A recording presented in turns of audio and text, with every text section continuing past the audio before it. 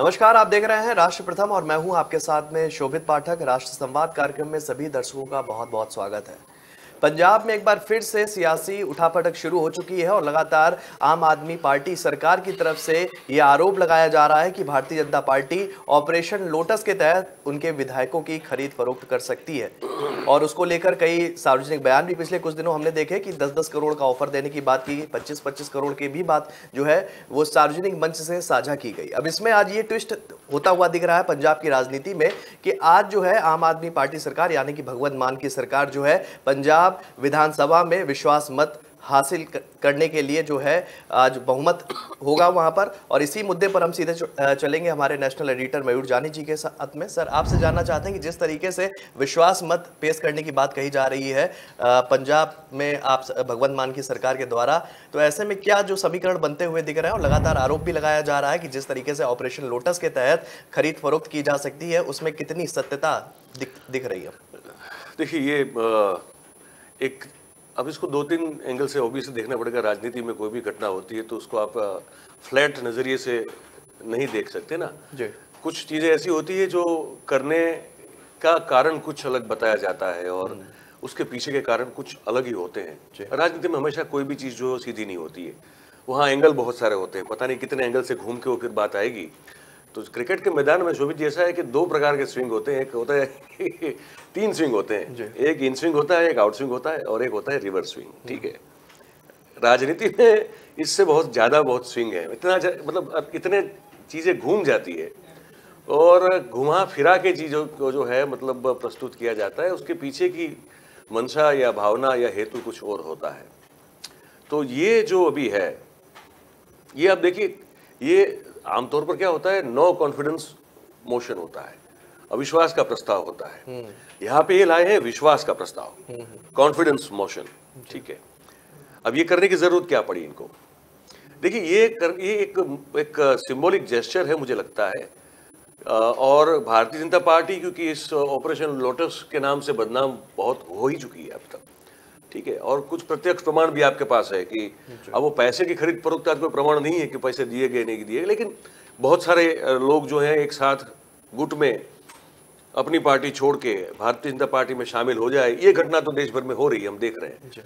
तो हम तो इसी को लोटस, ऑपरेशन लोटस के नाम से जानेंगे, क्योंकि जहाँ तक पैसे के लेन देन का कोई प्रूफ नहीं आता, हम इसको जो है प्रमाणित नहीं कर सकते। तो पर ये हो तो रहा है कि लोग एक गुट में मिलकर अपनी पार्टी छोड़ रहे हैं और भारतीय जनता पार्टी में शामिल हो रहे हैं जी।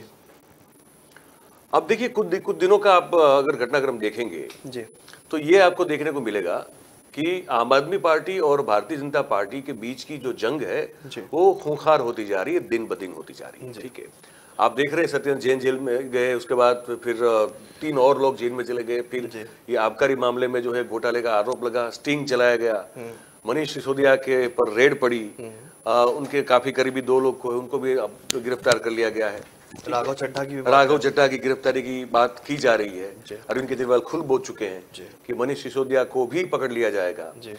और इसके साथ साथ अब क्योंकि 6 महीने हो चुके हैं पंजाब में आम आदमी पार्टी की सरकार को, और वहां देखिए 91 इनके विधायक हैं आउट ऑफ 117 आई थिंक, 117 या 114 में से 91 तो इनके हैं। ठीक है, तो ऐसे में वहां भारतीय जनता पार्टी का एक भी नहीं है विधायक जी, और ना ही वहां पे कोई शिरोमणि अकाली दल का है जी। ठीक है, बाकी मोस्ट ऑफ जो है वो कांग्रेस के, और एक कोई है जो मेरे ख्याल से निर्दलीय है वहां पे जी।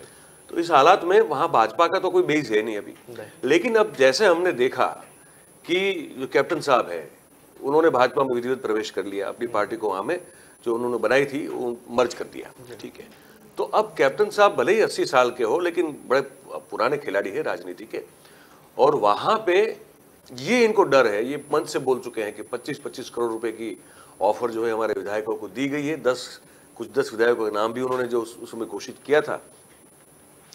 और दूसरी तरफ हो रहा है ये कि आम आदमी पार्टी पर एजेंसियों के द्वारा जो है वो शकंजा कसा जा रहा है, नकेल डाली जा रही है। ठीक है, तो ऐसे में अपनी और ध्यान आकर्षित करने के लिए और अपनी बात क्योंकि हम लोगों के द्वारा चुने गए हैं और लोगों के मन में विश्वास बना रहना चाहिए, तो एक तरह का जो अपना एक पॉजिटिव अगेन जो उस पॉइंट ऑफ व्यू से परसेप्शन क्रिएट करना है, मुझे लगता है कि ये इसके पीछे का एक सबसे बड़ा मकसद ये हो सकता है कि अब किसी ने नो कॉन्फिडेंस मोशन की मांग तो की नहीं वहां पे, लेकिन फिर भी ये खुद जाके कह रहे हैं कि हम अपना विश्वास मत का प्रस्ताव लाना चाहते हैं, so that we can prove again कि पंजाब की जो 3 करोड़ की जनता है उन्होंने हमको चुनकर यहाँ पे भेजा हुआ है और हमारे पास 91 विधायक है। भगवंत मान उनको 91 सोल्जर्स कहते हैं अपने, 91 सोल्जर्स, ठीक है। तो 91 सोल्जर्स की बात है।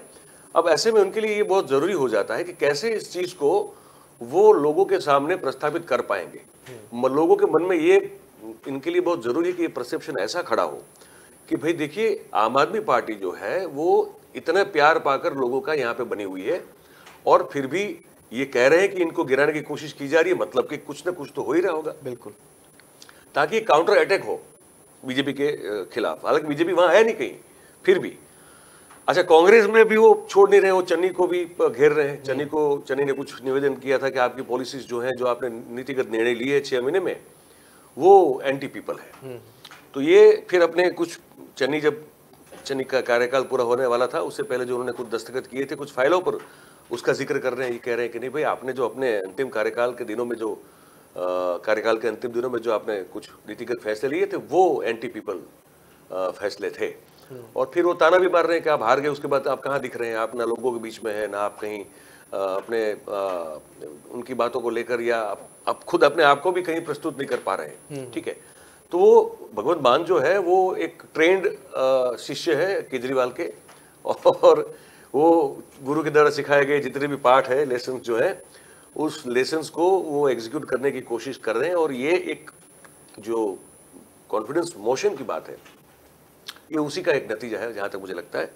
और आगे भी जो है देखिए, क्योंकि कांग्रेस के जो बाजवा साहब हैं वहां पे, जो नेता प्रतिपक्ष है, तो उन्होंने तो ये कह दिया है कि पहले तो ये जो राज्यपाल साहब थे उन्होंने इसको एक्सेप्ट नहीं किया था, फिर कहा कि चलिए ठीक है लाइए आप। तो बाजवा ने तो ये कह दिया है कि भाई इनके खिलाफ FIR दर्ज की जाए, ये गलत तरीके से पूरा जा रहा है। मतलब वॉर जो है, टग ऑफ वॉर चल रही है वहां पे, खींचतान एक स्थिति में है, पर इनको लगातार ये डर बना रहता है कि हमको गिरा देंगे कैसे भी करके, हम हमारे विधायकों को तोड़ देंगे या कुछ भी करेंगे, क्योंकि ये सेंटर में बैठे हैं, एजेंसी जब इनके इशारे पे काम करती है और ये हमको कैसे भी करके सर्वाइव नहीं करने देंगे। तो एक लगातार एक ऐसा परसेप्शन बना के रखना कि भैया हम तो मुश्किल से बचे हुए, हम तो आपके द्वारा चुनी गई सरकार है, लेकिन देखिए ये हमको गिराने की कोशिश कर रहा है। तो कुछ हो उससे पहले उंगली आप दिखा दो, आप चिन्हित कर दो, बिल्कुल ठीक है, ताकि अगर वो करना भी चाहते हो तो 2 बार सोचे। जैसे कोई नहीं कहता है कि अब कोई अगर किसी से बहुत परेशान होता है तो कहता है अगर मेरी मृत्यु हुई तो इसका जिम्मेदार ये होगा, और उसके बाद जिसका नाम लिखा होता है ना, वो 10 बार सोचता है कि इसको कुछ हो ना जाए, अगर कुछ हो गया तो जिम्मेदार मैं हो जाऊंगा। तो इस तरह का एक मनोवैज्ञानिक दाव पेच जो है, उसको आम आदमी पार्टी इस कॉन्फिडेंस मोशन के जरिए खेल रही है। ये बड़ा साफ और स्पष्ट लग रहा है शोभित भाई। एक सवाल ये भी निकल कर आता है कि गुजरात चुनाव होने वाले हैं, हालांकि पंजाब में भारतीय जनता पार्टी का ग्राफ जो है वो निराधार है एक तरीके से, लेकिन आम आदमी पार्टी जितना कांग्रेस को नहीं घेर रही है, पंजाब के माध्यम से भी उसका टारगेट, जैसा आपने कहा कि केंद्र सरकार है, तो कहीं ना कहीं मैसेज भी देने की कोशिश पंजाब चुनाव से भी इस चीज को जोड़कर हम देख सकते हैं, क्योंकि पंजाब में अरविंद केजरीवाल लगातार वादों की झड़ी लगा रहे हैं, लोगों के बीच जा रहे हैं। हालांकि वो बात अलग होती है कि डिनर में बुलाते किसी और में और वो पहुंच जाता है मोदी साहब की रैली में, तो वो भी हमने सीन देखा है। और लगातार जिस तरीके से उठापटक है, तो क्या इस चीज को हम गुजरात चुनाव से भी जोड़कर देख सकते हैं? क्योंकि कांग्रेस का जिक्र जो है खुद अरविंद केजरीवाल ने डिनाई कर दिया, उन्होंने कहा कि कांग्रेस अब कुछ नहीं है, अब जो है वो आम आदमी पार्टी और भारतीय जनता पार्टी है। हालांकि पंजाब में कांग्रेस के जो विधायक हैं वो क्षमता रखते हैं, लेकिन उसका जिक्र नहीं कर रहे हैं, वो जिक्र भाजपा का कर रहा है। क्या कुछ कहेंगे सर? ये जैसे कहा ना कि ये जो पॉलिटिकल वॉरफेयर है, युद्ध नीति की बात करें हम, तो उसमें केजरीवाल साहब माहिर है, और कांग्रेस कहीं दूर दूर तक नहीं है। मैं आपको बता दूं, कांग्रेस सही अर्थ में कहीं नहीं है इस तरह की पॉलिटिक्स में। और भारतीय जनता पार्टी का अगर कोई इस तरह की पॉलिटिक्स का अगर कोई जवाब देने में सक्षम अगर कोई है तो वो सिर्फ केजरीवाल है। हालांकि कद भले ही उनका बहुत छोटा हो, लेकिन क्षमता और वो स्किल सेट उनमें है, मैं उसमें कोई शंका नहीं करता हूं। मैं देख रहा हूं जब से ये इंडिया अगेंस्ट करप्शन में जुड़े थे, तब से मैं नजदीक से इनको कवर कर रहा हूं। बहुत सारे और पत्रकार भी कर रहे थे, मैं भी कर रहा था। तो हर एक का अपना अपना एक जांचने का, समझने का एक नजरिया होता है। तो मैं तभी से इस चीज को बिल्कुल मान रहा था कि अगर ये आदमी पॉलिटिक्स में आया तो ये कुछ ऐसा करेगा जो जो शायद वर्तमान सांप्रत समय में पॉलिटिक्स में कोई शायद नहीं कर रहा है। बिल्कुल। वो स्किल है उस व्यक्ति में, ठीक है, और जिसका प्रदर्शन अभी हो रहा है। अब आप कह रहे हैं कि क्या इसको जोड़ के देखा जाए गुजरात चुनाव के मद्देनजर। हर चीज जो है गुजरात चुनाव के मद्देनजर हो रही है अभी। बिल्कुल। देखिए, भाजपा जो कर रही है, जितना भी जो भी कर रही है, वो बिल्कुल गुजरात चुनाव के मद्देनजर कर रही है। आम आदमी पार्टी जो भी कर रही है वो भी गुजरात चुनाव को टारगेट करके ही कर रही, चाहे फिर देश में कहीं भी कुछ भी क्यों ना करे। कांग्रेस एकमात्र ऐसी पार्टी है जो क्या कर रही है किसी को नहीं पता है, वो अलग बात है, उस पर हम रोज बात करते हैं, तो आज थोड़ा उस पर नहीं बात करते हैं क्योंकि वो और बहुत सारे मौके देने वाली है कांग्रेस तो बात करने के लिए। तो आम आदमी पार्टी का ये जो जेस्चर है, ये जैसे आप अभी कह रहे थे कि ऑटो वाले के वहाँ खाने के लिए गए और बहुत बड़ा तमाशा हुआ, पुलिस के साथ वाद विवाद हो गया और वो वीडियो भी बहुत चला, फिर वो गए खाना खाने के लिए। ये अब तभी से हम जानते थे कि ये ऑटो वाला जो है ये कभी न कभी भारतीय जनता पार्टी की टोपी पहन के दिखेगा और वो ये कहेगा कि नहीं हमने तो ऐसे ही बुलाया था। ये आई वॉज नोइंग दिस। मैं आपको बताऊं, अभी ये जो हर्ष सोलंकी जिसको बुलाया गया था प्लेन से, ठीक है, घर पे बैठ के खाना खिलाया ना, तो आपको अगर आने वाले दिनों में अगर हर्ष सोलंकी भी भारतीय जनता पार्टी की टोपी पहन के जिंदाबाद जिंदाबाद का नारा लगाते हुए अगर न दिखाई दे, और अगर दिखाई दे तो आश्चर्यचकित मत होइएगा, क्योंकि ये दो ऐसी पार्टियां आमने सामने लड़ रही है जो एक सरीखे तरीकों से युद्ध करती है। बिल्कुल।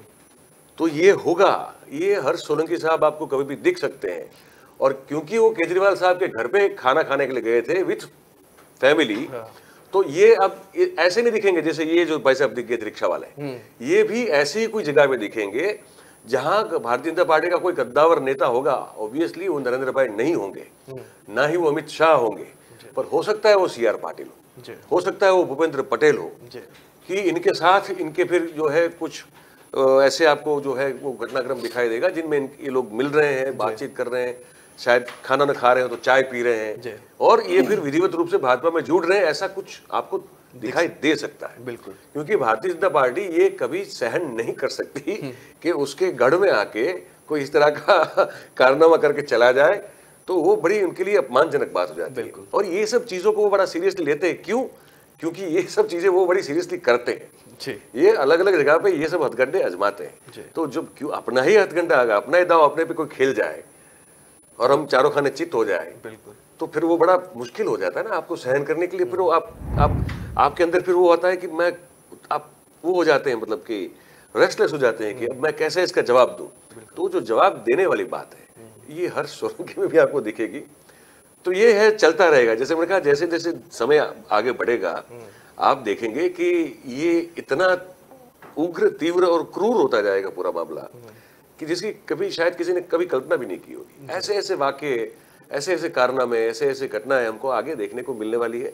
हमको इसके लिए तैयार रहना है और बस देखते रहना है कि मूड जो है कहाँ पे किस तरह से लोगों का बदल रहा है या स्टडी रह रहा है, ये देखना बड़ा जरूरी होगा फिर। बिल्कुल। तो निश्चित ही तौर पर कह सकते हैं कि दो लोगों की लड़ाई में फायदा जो है वो तीसरे व्यक्ति को मिलता है, और वो मिलता हुआ भी देखा जा रहा है। बढ़ते हैं दूसरे संवाद की तरफ, और वो है हिमाचल से जुड़ा हुआ, क्योंकि हिमाचल में चुनाव होने वाले हैं अगले साल, और इसको लेकर भी जो है रस्साकसी अब शुरू हो चुकी है। हालांकि राजनीति लेवल के जो बड़े नेता हैं उनकी जो दौरे हैं वो हिमाचल को लेकर शुरू हो चुके हैं, और एग्जिट पोल भी जो है अपना खेल दिखाना उसने शुरू कर दिया। एग्जिट पोल अभी कुछ एक हमारा साथी टीवी चैनल है, उसका हम नाम नहीं लेना चाहेंगे, लेकिन बात उसकी ही करेंगे क्योंकि उसके द्वारा एक एग्जिट पोल दिखाया गया हिमाचल चुनाव को लेकर, और उसमें जो है नहीं, वो हम ले भी सकते हैं इसलिए क्योंकि उनका सर्वे है दुनिया भर में, दूसरी चैनल भी बात कर रही है उसमें, कोई आपत्ति नहीं है। तो उस सर्वे के माध्यम से दिखाया गया कि भारतीय जनता पार्टी जो है वो 46 सीटों है, मतलब सबसे आगे दिख रही है इस चुनाव में। और कहना कहीं ये भी होगा सर, इसी पे बात आपसे करना चाहते हैं कि एग्जिट पोल कुछ जल्दबाजी में नहीं शुरू होगा, क्योंकि समय जो है जब चुनाव से 1-2 महीने बचता है तब एग्जिट पोल की कहीं ना कहीं प्रमुखता देखी जाती है, और अभी तो काफी लंबा अरसा है, मतलब अभी 4-5 महीने 5 महीने समय है हिमाचल चुनाव को, और जिस तरीके से भूमिका बनने लगी है, क्या कुछ कहना चाहेंगे? देखिए, ये फैशन सा एक शुरू हो गया है पिछले कुछ दशक से, ठीक है, हम देख रहे हैं इस चीज को, सब देख रहे हैं, और फिर हर एक जो एग्जिट पोल, और ये ओपिनियन पोल है एक्चुअली, ये एग्जिट पोल भी नहीं है, एग्जिट पोल तो चुनाव के बाद होता है, माफ कीजिएगा, ये ओपिनियन पोल, ये ओपिनियन पोल है जहाँ पे एक ओपिनियन जानने की कोशिश की जाती है कि भाई लोग क्या सोच रहे हैं, लोग किसको वोट देना चाहते हैं, क्यों देना चाहते हैं, और उसके फिर अलग अलग पैरामीटर्स ये लोग बनाते हैं, और उस पैरामीटर्स पे फिर एक सैंपल साइज सर्वे होता है। तो अब 6.5 करोड़ की तादाद है, पॉपुलेशन है गुजरात की, अब उनमें से कितने लोगों से बात की है ये समझना, ये जानना बड़ा जरूरी होता है। हालांकि ये जो सेफोलॉजिस्ट जितने भी होते हैं, इनका ये कहना होता है कि भाई हमारे पास एक पूरा साइंटिफिक मेथड है उसको करने का, तो इस मेथड के जरिए फिर पूरे प्रदेश का मूड हम जान सकते हैं, ये उनका कहना है। हालांकि जरूरी नहीं है कि हर बार ये सच साबित होते हो, लेकिन एक चीज मैं बताऊं आपको कि पिछले कुछ दशक से ये हो रहा है कि ये जो ओपिनियन पोल है, इसका उपयोग लोगों का ओपिनियन बनाने के लिए हो रहा है, ये बड़ा साफ दिख रहा है। और मुझे याद है कोबरा पोस्ट ने एक बहुत बढ़िया स्टिंग ऑपरेशन किया था, और उसमें ये पोल खोल दी थी सब एग्जिट पोल वालों के, ऑलमोस्ट सब आ गए थे उसमें, एग्जिट पोल, ओपिनियन पोल जो भी बनाते हैं ये सब लोग, जितनी भी एजेंसीज हैं, उन सबकी ऑलमोस्ट सबकी पोल खुल गई थी कि भैया इतने करोड़ रुपए खर्च करते हैं तो हमको क्या इस तरह का एग्जिट पोल आप बना के या ओपिनियन पोल बना के दे सकते हैं क्या? बिल्कुल। तो वो और वहां पे वो कैमरे पे वो इस बात को हकारात्मकता से लेते हुए वो पाए गए थे जब वो स्टिंग ऑपरेशन हुआ।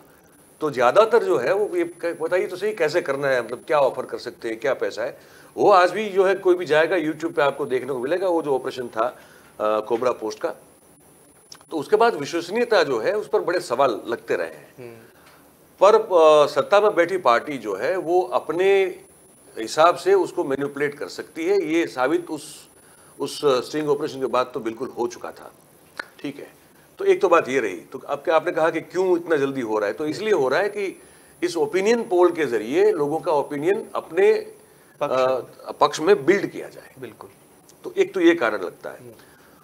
दूसरा कि ठीक है, तब 3-4 महीने हो बाकी और ओपिनियन पोल अगर आप करें तो मुझे लगता है कि ठीक है, क्योंकि लोगों का ओपिनियन जो है ना वो 3 महीने जब बाकी हो तब से लेके चुनाव के अगले दिन तक जो है काफी तरल रहता है, वो लिक्विड फॉर्म में हमेशा होता है, वो कभी पहले से कंसोलिडेट नहीं होता है, और उसमें बहुत सारे हेजिटेशंस होते हैं, बहुत सारे ऐसे बिंदु होते हैं जहां पे अगर वो 3 महीने के दौरान जो भी पार्टी लोगों को परस्यू कर रही है वो पार्टी अगर अपनी और खींचने में सफल हो जाती है तो वो जो तरलता है वो फिर कहीं at the end of the day of election वो फिर सॉलिडारिटी में बदल जाती है, वो कंसोलिडेट हो जाता है।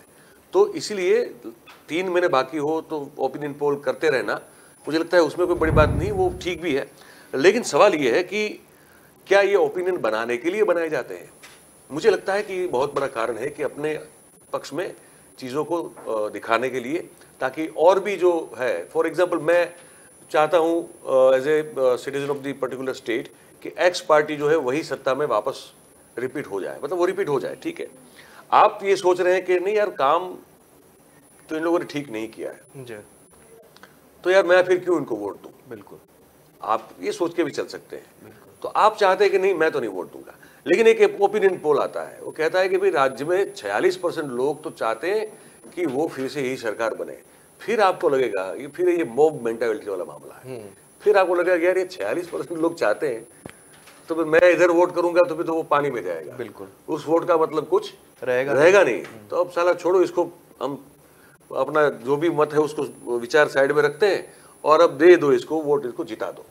तो ये इस तरह से वोट को लेकर परसेप्शन क्रिएट किया जाता है, इस तरह से ओपिनियन बिल्ड किया जाता है, और ओपिनियन पोल उसमें एक बहुत बड़ा शस्त्र के तौर पर काम करते हैं। तो एक तो आपने कहा, इसका तो मेरा जवाब ये है। और क्या पूछ रहे थे आप बताइए? दूसरी चीज ये है कि समय से पहले, मतलब जैसा इस पे आपने जिक्र किया कि समय अब जैसे 4 महीने है, 5 महीने है, तो इससे ये समय से बहुत पहले आना शुरू हो गए। और इसमें भी अभी आप देखिएगा कि आज जो आ रही है वो एक्स पार्टी को बहुमत मिलता हुआ दिख रहा है। कल हो सकता है कि यही ओपिनियन पोल जो है कन्वर्ट हो जाए दूसरी पार्टी पे। क्या हो सकता है कि उसे बैकडोर से कुछ उसमें खेल किया जाए और वो एक्स पार्टी में जो है वो भी कन्वर्ट हो जाए। तो इस तरह के खेल जो है पहले से ही शुरू हो गए और पिछले कुछ चुनाव मतलब कुछ सालों की अगर बात करेंगे, 10 साल से अगर हम इस चीज को लेना चाहेंगे तो इनकी अधिकता जो है वो बढ़ती जा रही है। तो ये जनता के दिमाग को किस तरीके से, जैसे मैंने कहा यही कि अब लगे यार कि मैं लेफ्ट आउट हूँ। बिल्कुल मैं लेफ्ट आउट हूँ, ये सब वहां वोट कर रहे हैं, अब मैं अकेला सोच रहा हूँ कि मैं यहाँ वोट करूंगा तो फिर मेरा वोट तो बेकार जाएगा जी। तो चलो यार वही वोट करते हैं, देखिए 5 साल में और क्या होता है। जी, ये होता है, ये तरीका होता है। बिल्कुल। और हिमाचल चुनाव जिस तरीके से आ रहे हैं, अभी कुछ दिनों पहले हमने प्रधानमंत्री मोदी की रैली को वहां से देखा था, हालांकि वर्चुअल माध्यम से जुड़े थे, तो वहां पर भी सौगातें हैं, उन्होंने कई सौगातों का जिक्र किया। गुजरात चुनाव में हमने देखा कई, उन्होंने अभी उनकी 2 दिवसीय यात्रा था, उस दौरान उन्होंने कई शिलान्यास किए, कई चीजों का उद्घाटन कर डाला और कई करोड़ों की सौगात लोगों को दे डाली। तो आपको लगता है कि ये इम्पैक्ट कर पाएगा? ये सौगात तो नहीं है कहीं भी, मैं आपको बताऊं ये कोई सौगात नहीं है जी। इनकी शुरुआत हमने होते हुए देखी थी सद्भावना मिशन में गुजरात में, जब वो हर एक जिले में जाकर उन्होंने एक एक दिन का प्रतीक उपवास रखा था, सुबह से लेकर शाम तक का, और वहां पे उन्होंने घोषणा कर दी थी कि इस जिले को इतने 1000 करोड़ का तोहफा दे रहा हूँ, इस जिले को इतने 1000 का तोहफा दे रहा हूँ। तो फिर किसी एक आरटीआई एक्टिविस्ट ने जो है वो मांगी थी, आरटीआई करके इंफॉर्मेशन मांगी थी कि बताइए कि ये जो पैसे आपको कमिट किए गए, जो बोले गए हैं मंच से, तो क्या आपको मिले, और मिले तो कितने मिले, और अगर नहीं मिले तो कब मिलेंगे। तो जवाब जो आया वो ये था कि ऐसी कोई बात है ही नहीं, ऐसे कोई पैसों का प्रावधान भी नहीं है, और हमको कोई ऐसी सूचना भी नहीं है कि हमको ये पैसे मिलने वाले हैं। बिल्कुल।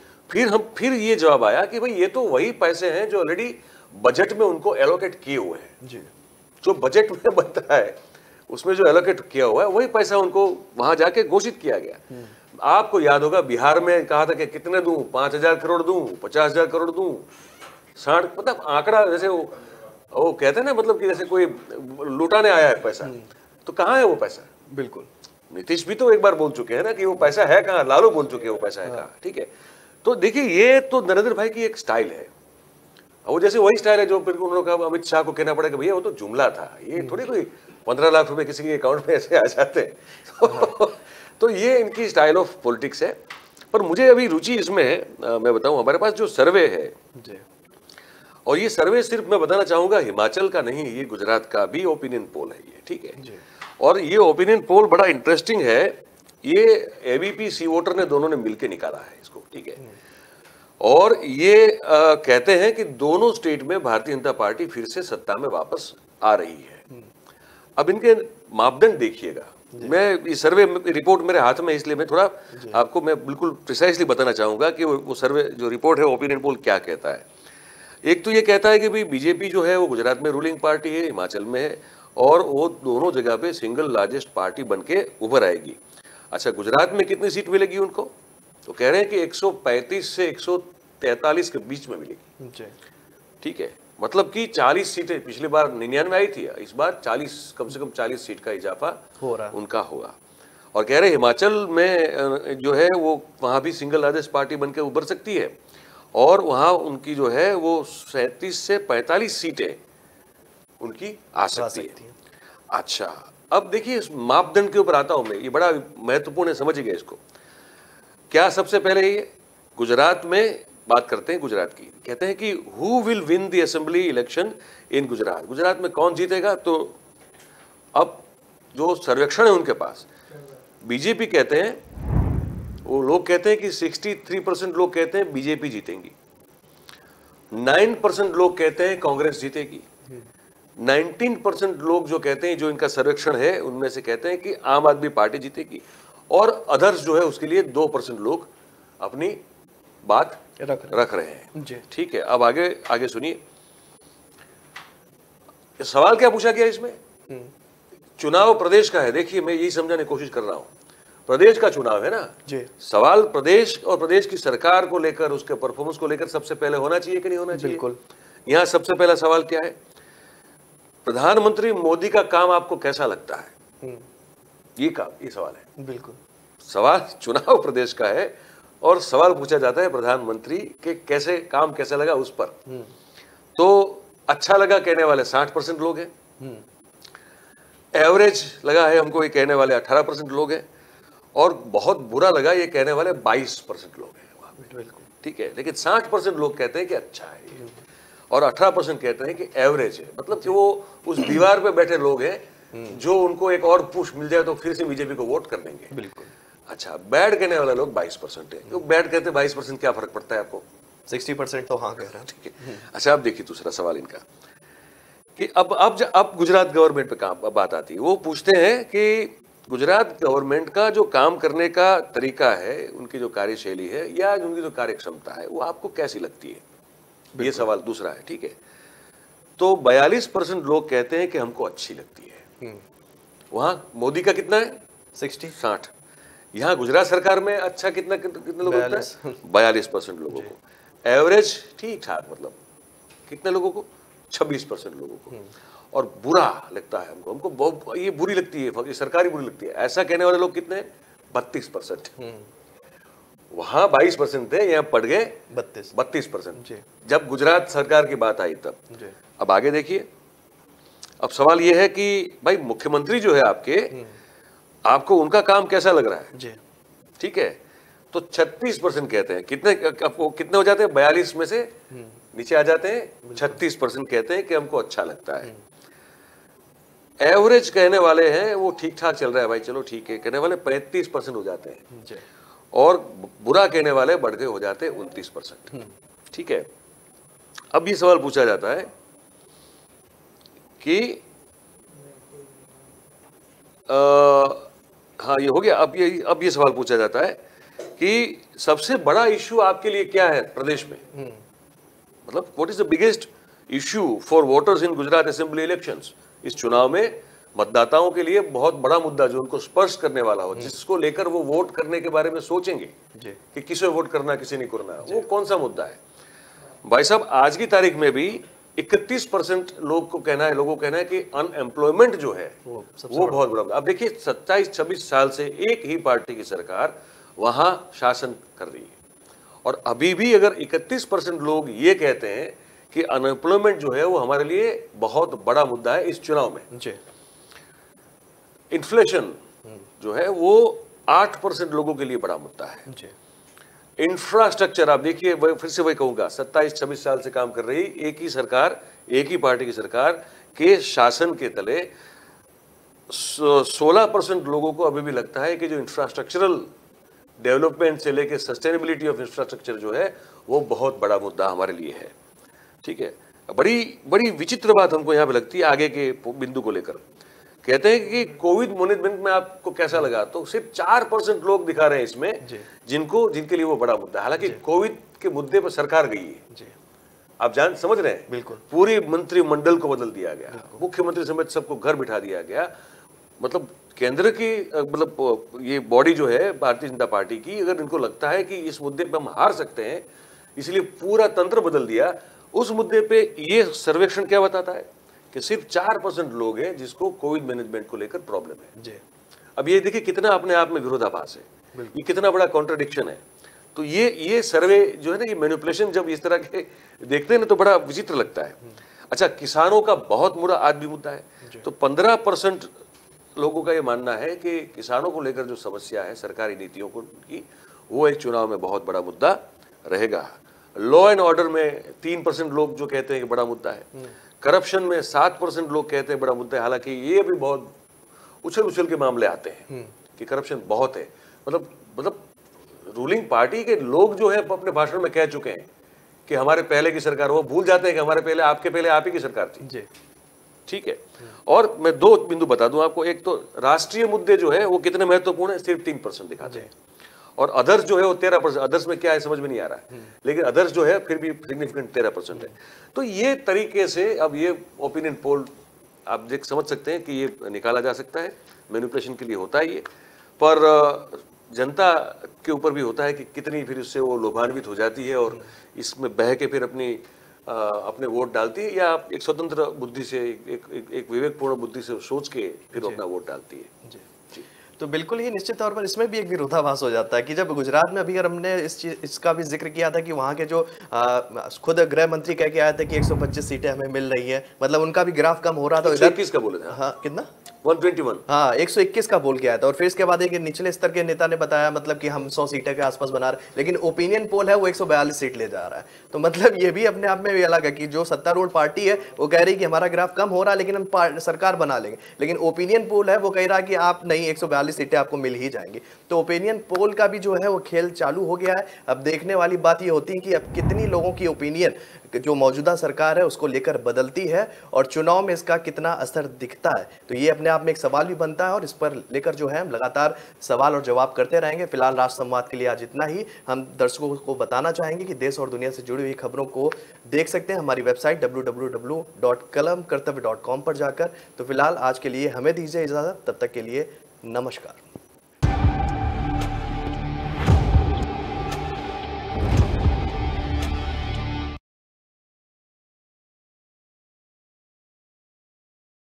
चंद्रू, कहाँ ले जा रहा मुझे?